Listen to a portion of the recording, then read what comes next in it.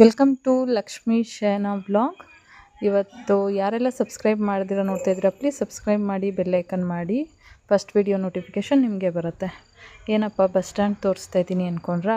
ಇವತ್ತಿನ ಬ್ಲಾಗ್ ಬಂದು ಗೌಡ್ಗೆರೆಗೆ ಯಾವ ರೀತಿ ಹೋಗೋದು ಅಂತ ಕಂಪ್ಲೀಟಾಗಿ ಬ್ಲಾಗ್ ಮಾಡಿದ್ದೀನಿ. ಯಾಕಂದರೆ ಸುಮಾರು ಜನಕ್ಕೆ ಗೌಡ್ಗೆರೆಗೆ ಯಾವ ರೀತಿ ಹೋಗೋದು ಅಂತ ಗೊತ್ತಿರಲ್ಲ. ಮೊದಲಿಗೆ ನಾವು ಚನ್ನಪಟ್ಟಣ ಬಸ್ ಸ್ಟ್ಯಾಂಡ್ ಹತ್ರ ಬರಬೇಕು. ಚನ್ನಪಟ್ಟಣ ಬಸ್ ಸ್ಟ್ಯಾಂಡಿಂದ ಔಟ್ಸೈಡ್ ಬಂದಿದ ತಕ್ಷಣ ನಾವು ಲೆಫ್ಟ್ ಸೈಡ್ಗೆ ಹೋದರೆ ಬ್ಯಾಂಗ್ಳೂರ್ಗೆ ಹೋಗ್ತೀವಿ, ರೈಟ್ ಸೈಡಿಗೆ ಬಂದರೆ ಸೊ ಗೌಡ್ಗೆರೆಗೆ ಹೋಗ್ಬೋದು. ಇಲ್ಲಿ ನಾನು ತೋರಿಸ್ತಾ ಇರೋದು ಯಾವ ರೀತಿ ಅಂದರೆ, ಓನ್ ವೆಹಿಕಲ್ ಇದ್ದರೆ ಸೊ ವೆಹಿಕಲಲ್ಲಿ ಈ ಥರ ಹೋಗ್ಬೋದು. ಅಕಸ್ಮಾತ್ ಬಸ್ಸಲ್ಲಿ ಹೋಗ್ತೀವಿ ಅಂತ ಅಂದರೆ ಬಸ್ ಮಾರ್ಗದಲ್ಲೂ ಹೋಗ್ಬೋದು. ಬಸ್ಸು ಸುಮಾರು ಬಸ್ಗಳು ಗೌಡ್ಗೆರೆಗೆ ಅಂತಲೇ ಬಸ್ಗಳ ಫೆಸಿಲಿಟಿ ಇದೆ. ಸೊ ಕೋರ್ಟ್ ರೋಡಲ್ಲೇ ಹೋಗಿ, ಸೊ ರೋಡ್ ಯಾವ ರೀತಿ ಹೋಗುತ್ತೋ ಹಾಗೆ ಲೆಫ್ಟಿಗೆ ತೊಗೊಂಡು, ಲೆಫ್ಟಿಂದ ನೋಡಿ ಈ ರೀತಿ ಟರ್ನ್ ಆಗ್ತೀವಿ. ಲೆಫ್ಟಿಗೆ ತೊಗೊಂಡ್ರೆ ಈ ರೋಡ್ ಯಾವ ರೀತಿ ಹೋಗುತ್ತೋ ಅದೇ ರೀತಿ ಹೋಗಬೇಕು ಡೆಡ್ ಎಂಡ್ವರೆಗೂ. ನಾನು ಫುಲ್ ಕಂಪ್ಲೀಟ್ ರೋಡ್ದು ಬ್ಲಾಗ್ ಹಾಕಿದ್ದೀನಿ, ಸೊ ನೋಡ್ಕೊಂಡು ಬನ್ನಿ ಹಾಗೆ.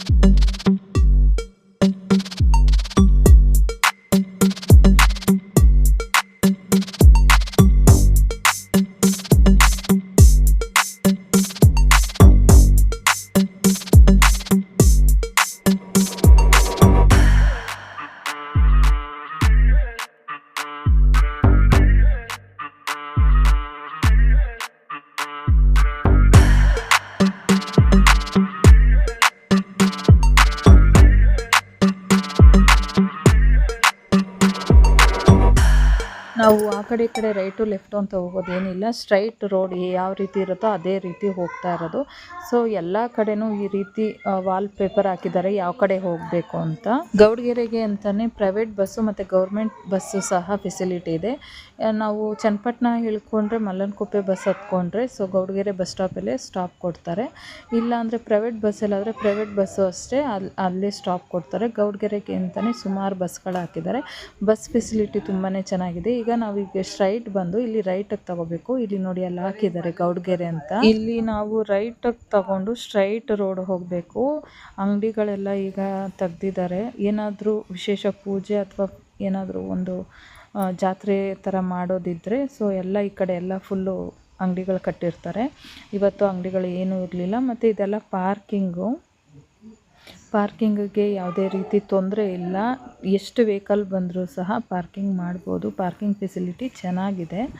ಸೊ ನೋಡ್ತಾ ಇದ್ದೀರಲ್ಲ, ಗ್ರೌಂಡ್ ಏನಿದೆಯೋ ಅಲ್ಲೆಲ್ಲ car parking, two wheeler parking ಆ ಥರ ಮಾಡ್ತಾರೆ. ಜಾತ್ರೆ ಅಥವಾ ಶುಕ್ರವಾರ ಮಂಗಳವಾರ ಆಗಿರ್ಬೋದು, ಅಮಾವಾಸ್ಯೆ ಹುಣ್ಣಿಮೆ ಟೈಮಲ್ಲಿ ಇದೆಲ್ಲ ಫುಲ್ಲು ಕವರ್ ಆಗೋಗಿರುತ್ತೆ ಪಾರ್ಕಿಂಗ್ ಪ್ಲೇಸಲ್ಲಿ. ಸೊ ಎಷ್ಟು ನಾವು ಕಣ್ಣು ಹಾಯಿಸಿದಷ್ಟು ಪಾರ್ಕಿಂಗ್ ಫೆಸಿಲಿಟಿ ಚೆನ್ನಾಗೇ ಇದೆ. ಸೊ ಈ ರೀತಿ ನಾವು ಸ್ಟ್ರೈಟ್ ರೋಡ್ ಹೋಗಬೇಕು. ರೋಡ್ ಹೇಗೆ ಹೋಗ್ತೀವೋ ಹಾಗೆ ರೋಡ್ ಹೆಂಗೆ ಹೋಗುತ್ತೋ ಹಾಗೇ ನಾವು ಸ್ಟ್ರೈಟ್ ಹೋದರೆ ಸೊ ಗೋಡ್ಗೆರೆ ದೇವಸ್ಥಾನ ಸಿಗುತ್ತೆ. ಬನ್ನಿ ಹಾಗೆ.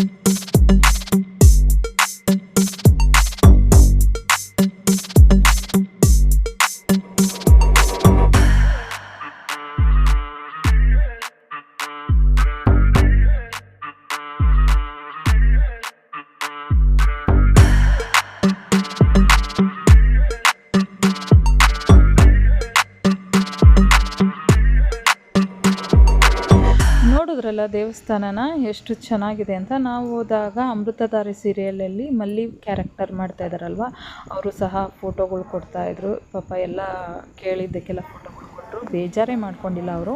ಒಂದೆರಡು ಮಾತಾಡಿದ್ದಾರೆ, ಬನ್ನಿ ನೋಡ್ಕೊಂಡು ಬರೋಣ. ಹಾಗೆ ಎಷ್ಟು ಚೆನ್ನಾಗಿ ಮಾತಾಡಿದ್ದಾರೆ ನೋಡಿ.